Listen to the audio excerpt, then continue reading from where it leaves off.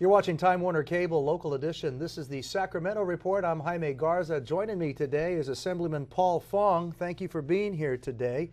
I understand you're working on a resolution that seeks an apology for Chinese Americans. Yes, I am. It's for the discriminatory laws and acts that the state legislature imposed on Chinese and Chinese Americans in the late 19th and early 20th century. Fill us in. Give us a little history on all of this. Well, the Chinese came to build the railroads. They built the levees.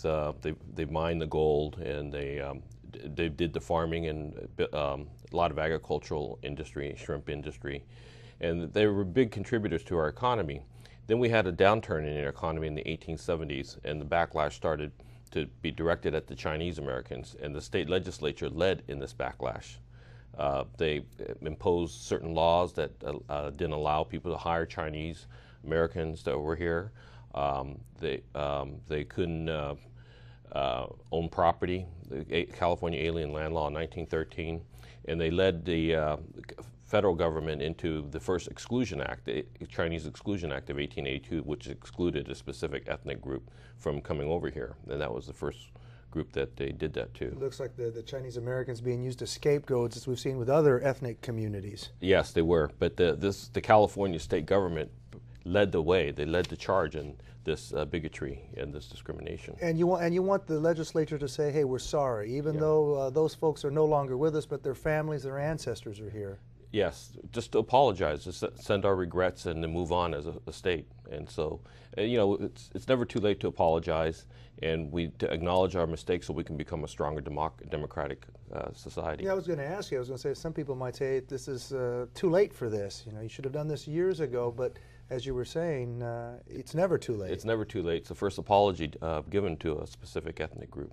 Let's talk about another group if we can. That's the homelessness. Mm-hmm. The homeless. That's a big issue in Northern California, in the Sacramento area with tent cities. In Southern California, we see the same thing. Mm-hmm.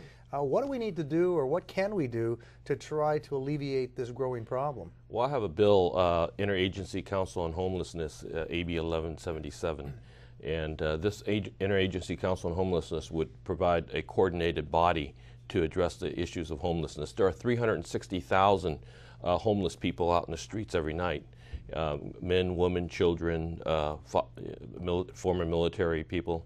And we need to address the issue by a collaborative body of, there's 11 agencies that operate on a silo basis, you know, and directly with not communicating with one another, and this will create a body that will be collaborative and will work together in addressing the homeless issues. To make it very clear, you're talking about using existing agencies, not creating something new, not adding money, which of course is a big concern right now by taxpayers. Using existing agencies. There's 11 agencies that address the homeless issues, and these 11 agencies would work together as a coordinated body, would meet regularly, on a quarterly basis, and work together in addressing the homeless issues. So the key word here, communication possibly? Yeah, communications, yes. Let's work together. Let's do it. Let's get it together. Yeah. Let's also talk about mortgages. I mean, with the economy the way it is and foreclosures, it's really hard to get a loan to begin with, but it's also very complex. If you're an English speaker, the lingo can be a little challenging. Mm-hmm. If you don't speak English, even worse. Yeah. 40% of the people are non-English speaking in the state of California. And I have a bill, AB 1160, which would translate the mortgage documents into the language which was negotiated in, the language which was spoken during the negotiations of the mortgage instrument.